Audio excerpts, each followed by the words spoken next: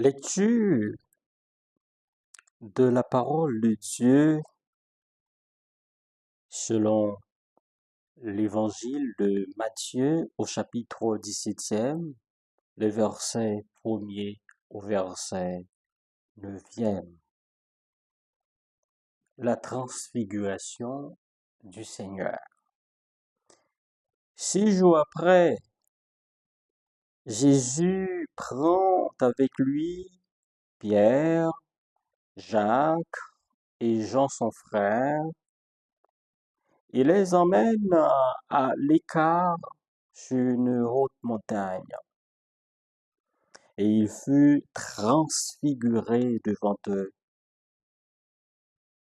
Son visage resplendit comme le soleil, et ses vêtements devinrent éblouissants comme la lumière. Et voici que leur apparurent Moïse et Élie, qui s'entretenaient avec lui. Pierre, alors, prenant la parole, dit à Jésus, « Seigneur, il est heureux que nous soyons ici. Si tu le veux, je vais faire ici 3 tentes, une pour toi, une pour Moïse et une pour Élie. » Comme il parlait encore, voici qu'une nuée lumineuse les prit sous son ombre, et voici qu'une voix disait dans la nuée, « Celui-ci est mon fils bien-aimé, qui a toute ma faveur, écoutez-le. » À cette voix, les disciples tombèrent la face contre terre, tout effrayés. Mais Jésus, s'approchant, les toucha et leur dit, « Relevez-vous et n'ayez pas peur. » Et eux, levant les yeux, ne virent plus personne que lui, Jésus seul. Comme ils descendaient de la montagne, Jésus leur fit cette défense. Ne parlez à personne de cette vision avant que le Fils de l'homme ne ressuscite d'entre les morts. Telle est la parole de vérité, la parole de vie, la parole de libération, la parole de transfiguration, la parole de désaliénation, la parole de lumière que nous devons acclamer. Moins besoin comprendre parole là, besoin pour me vivre parole là, pour me faire travail puis à bien. Besoin comprendre parole là, besoin pour me vivre parole là, pour me faire travail grand mettre la bien. Chers compatriotes, frères et sœurs bien-aimés, filles et fils d'Haïti, notre mère, filles et fils de Dieu, notre Père, le texte que nous venons de lire,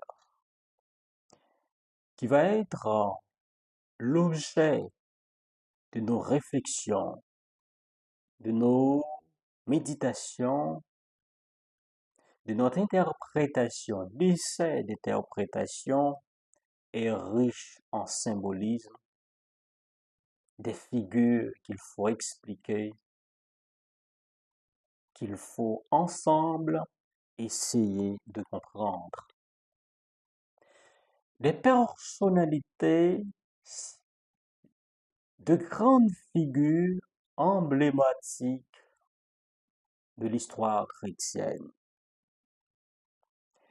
qui, sans nul doute, doivent avoir aujourd'hui des figures dans notre histoire, soit dans notre monde ecclésiastique, soit dans notre milieu politique et social, qui les représentent telles qu'ils, telles qu'elles sont aujourd'hui dans cette histoire. Aujourd'hui, nous sommes invités à contempler un passage magnifique et profondément significatif de l'Évangile selon Saint Matthieu, où Jésus se transfigure devant Pierre, Jacques et Jean sur la montagne. Ce récit n'est pas un simple événement miraculeux qui rend Pierre heureux, comme nous venons de l'entendre dans cet évangile. Il est chargé de symbolisme et d'enseignements puissants qui puissent résonner particulièrement dans notre contexte haïtien. Pierre, c'est le symbole d'altruisme. Pierre, c'est le symbole de l'oubli de soi. C'est le symbole de celui, avant de penser à soi, qui pense aux autres, qui est jugé dans la nécessité, jugé plus nécessiteux que lui. Il est bon, Seigneur, si tu me le permets, de construire 3 petites maisons ici, dont une pour toi, une pour Moïse, une pour Élie. Qu'en est-il de lui-même? Il ne parle pas de lui. Qui sait faire accueil aux étrangers. C'est ça, Pierre. Mais il est aussi intelligent. Tout comme Jésus disait à Marthe, la meilleure portion, la meilleure position qu'a choisi Marie, c'est moi. Eh bien, Pierre sait où est Jésus. Il est là. Il est toujours là où est Jésus. C'est-à-dire, dans la petite tente de Jésus, il fait option d'y demeurer avec lui. Ça, c'est un exemple. C'est un exemple pour nous autres serviteurs, soit dans l'État, soit dans une administration de l'État ou privé, de savoir servir les autres avant de penser à nous autres. Voilà un Pierre. Haïti a besoin des pierres au niveau de l'administration de l'État.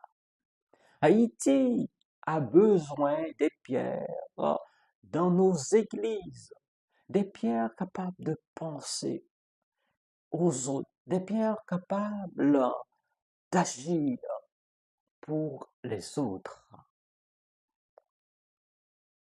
La montagne, tout d'abord, représente un lieu privilégié de rencontre avec Dieu.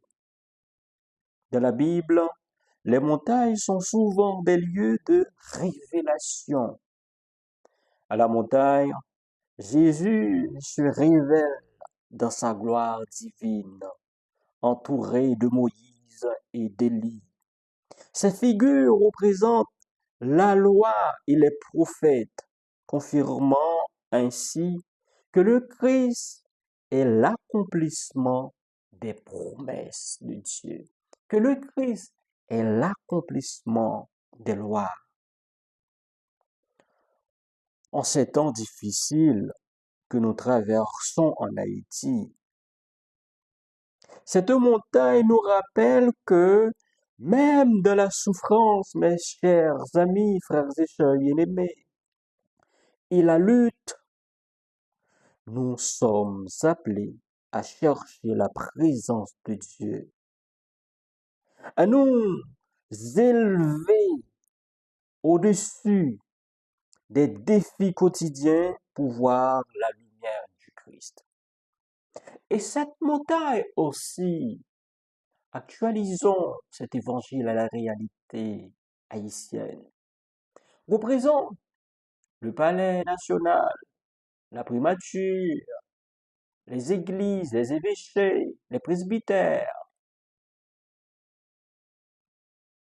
les ministères ou les fonctionnaires d'État ou les dignitaires de l'Église restent en haut et contemplant le peuple, les pauvres, les déshérités de leur souffrance, de leur misère, sans rien faire pour changer leurs conditions de vie, sans rien faire pour transformer leur vie.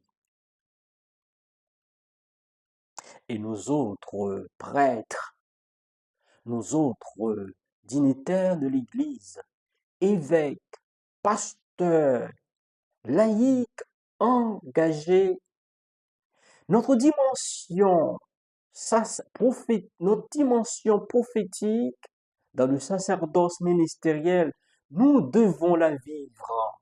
Nous sommes des prophètes. Un prophète, c'est la voix de Dieu. Un prophète, c'est le représentant de Dieu. Un prophète est là, en observateur. Il regarde la situation. Il regarde les faits. Il les analyse. Il dénonce. Il critique les abus, les injustices sociales. Il propose pour changer, pour transformer la vie des citoyens. Il demande toujours aux autres, aux dirigeants, aux responsables d'État et des églises de voir toujours l'homme, de considérer l'homme comme toujours une fin et non comme un moyen. Ce n'est pas cette réalité que l'on vit aujourd'hui dans notre société.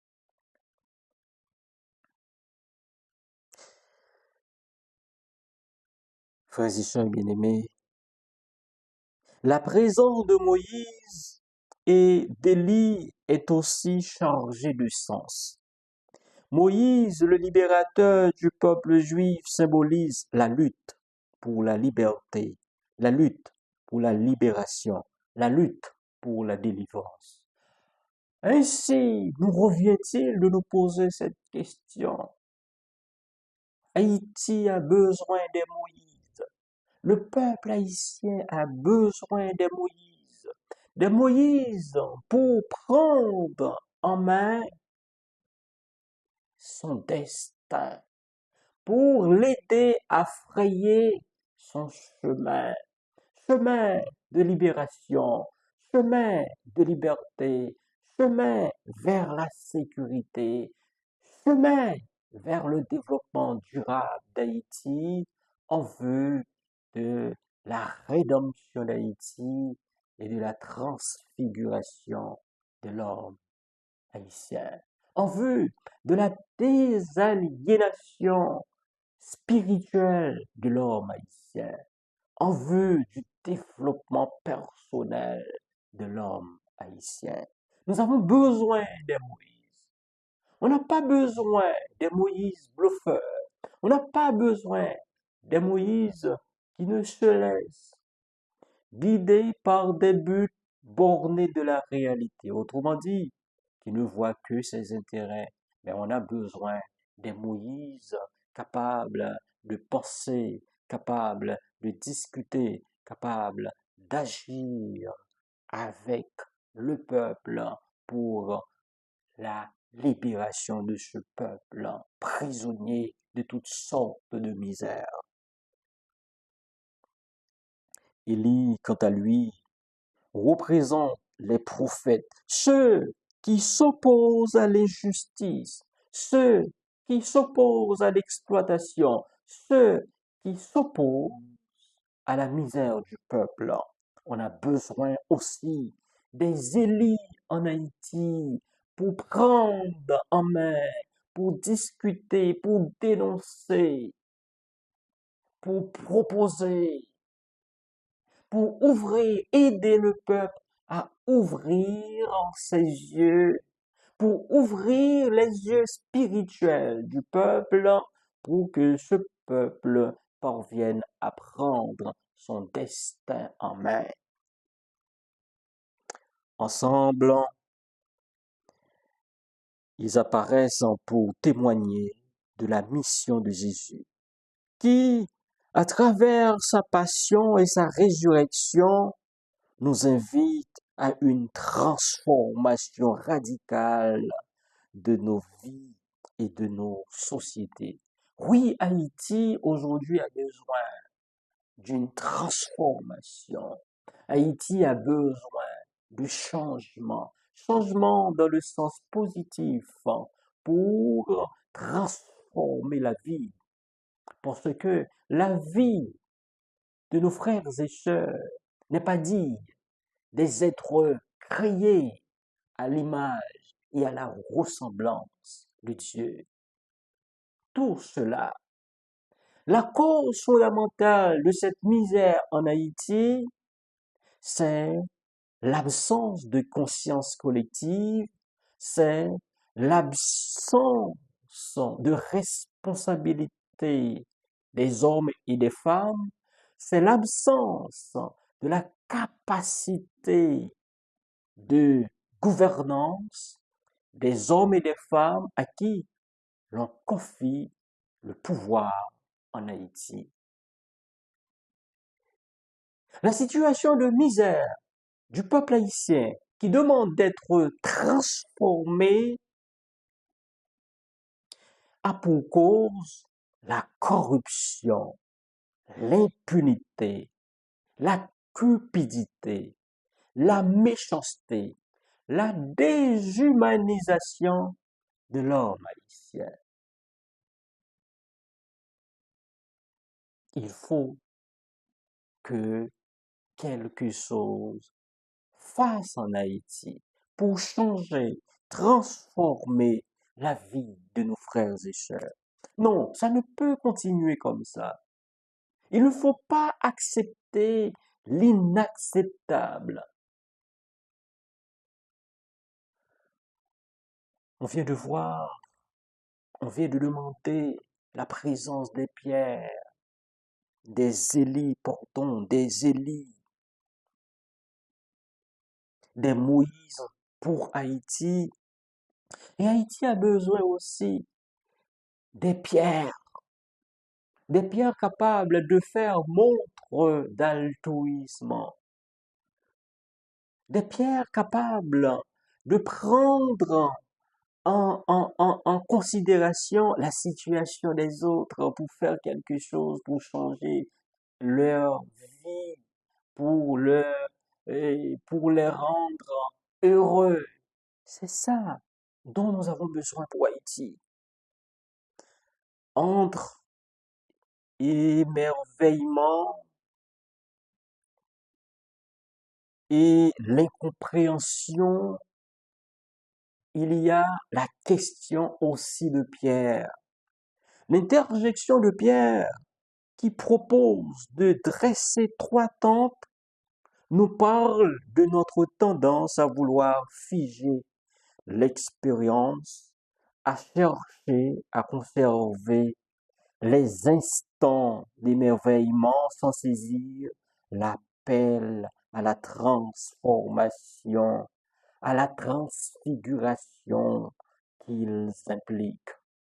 Oui, la transfiguration, la transformation de notre société en vue de l'humanisation, en vue de la désaliénation du peuple haïtien, de l'homme haïtien.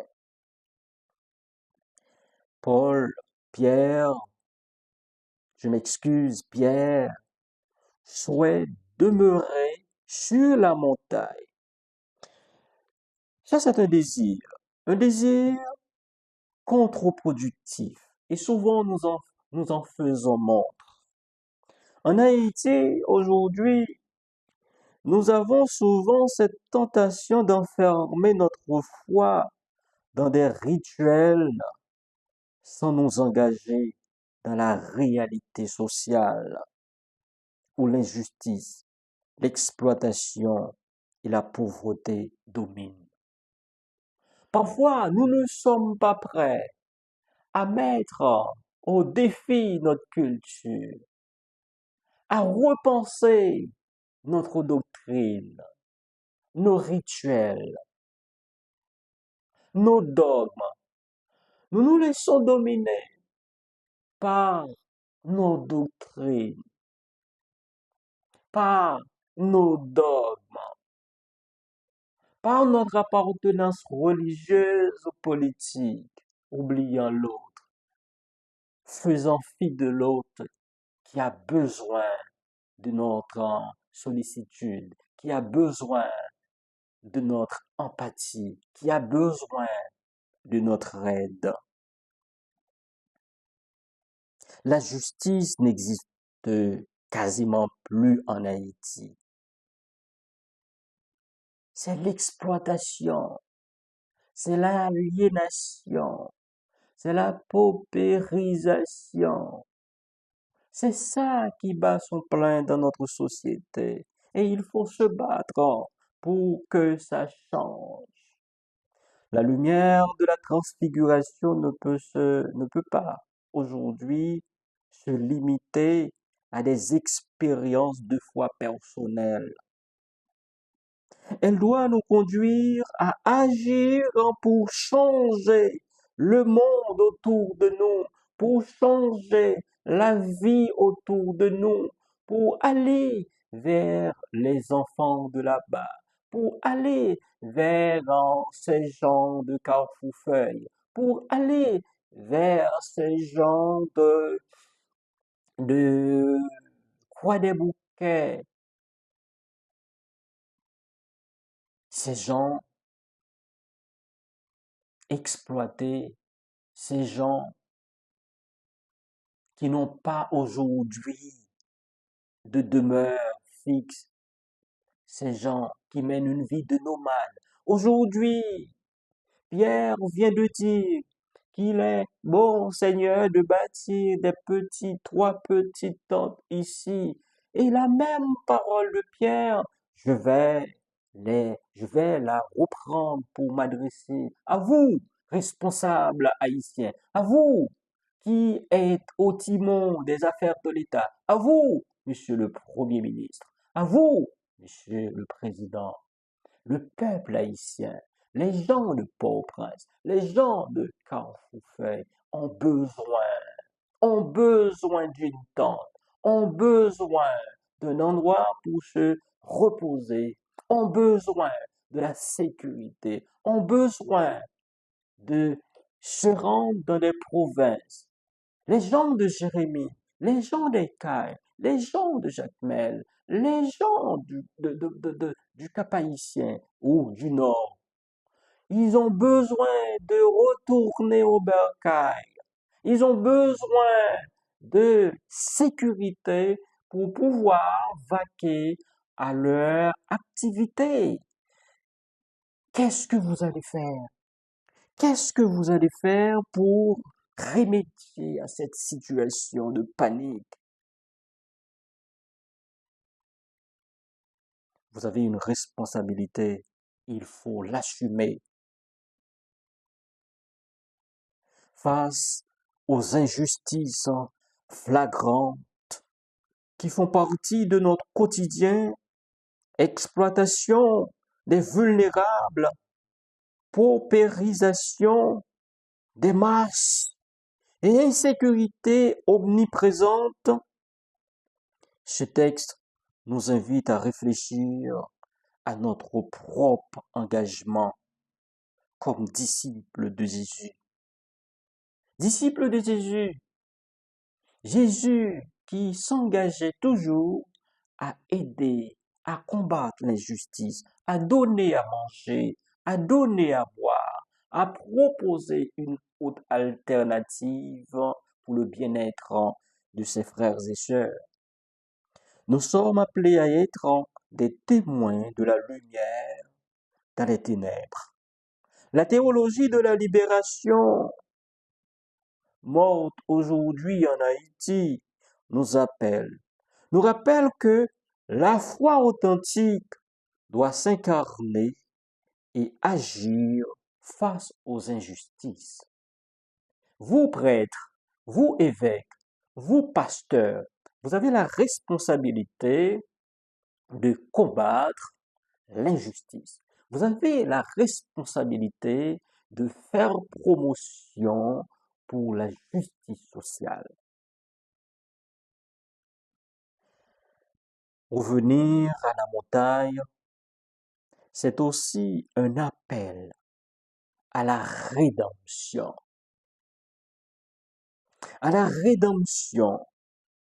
d'Haïti. Jésus, après sa transfiguration, invite ses disciples à ne rien dire de ce qu'ils ont vu avant sa résurrection. Cette épreuve de silence est un enseignement sur la manière de vivre notre foi dans les actes, de porter le message d'espérance sans se laisser submerger par le désespoir ambiant. Nous sommes ici, dans ce texte, pour promouvoir la dignité humaine, la justice sociale et pour revendiquer les droits de nos frères et sœurs, pour faire savoir à ceux et celles qui ont la responsabilité politique en Haïti de voir, de comprendre l'homme comme une fin et non jamais et jamais comme un moyen. C'est-à-dire, l'homme a des droits et devoirs. L'homme a des valeurs intrinsèques qu'il faut respecter. Frères et sœurs bien-aimés, dans cet évangile, Jésus nous dit, il faut que nous nous levions. Il ne faut pas rester dans la boue. Il ne faut pas rester dans cette situation difficile. Il faut se mettre en debout pour continuer, réclamer, exiger ce qui nous est dû. Ce qui nous est dû est la sécurité, est le respect de nos droits. Ce qui nous est dû, c'est mettre des dispositions autour de la capitale, dans la capitale, dans tout le pays, des dispositions sécuritaires pour que la vie se reprenne en Haïti. Nous avons besoin de justice sociale. Nous avons besoin des hôpitaux. Nous avons besoin des écoles. Nous avons besoin des, des routes, d'où la question de l'infrastructure pour circuler, pour vaquer à nos activités. Frères et sœurs bien-aimés, n'ayez pas peur. N'ayez pas peur, c'est oser proposer, oser exiger à l'État haïtien ce qu'il nous doit. Il nous doit la sécurité, il nous doit euh, l'accès à la santé, il nous doit l'accès à l'éducation, il nous doit l'accès à un logement décent, il nous doit notre liberté.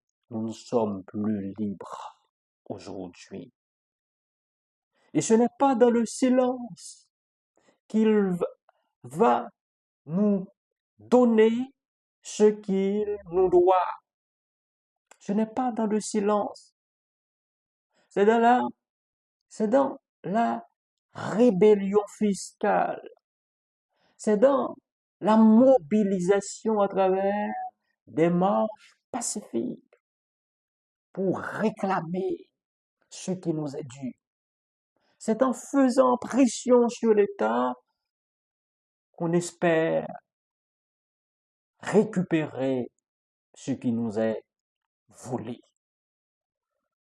Frères et sœurs, je vous demande de prendre quelques secondes de recueillement en mémoire de nos frères et sœurs qui sont déjà partis, qui ont connu un départ précipité ou forcé vers l'autre monde, et que le Seigneur les accueille dans son paradis. Prions pour que le peuple haïtien puisse connaître cette transfiguration, cette désaliénation,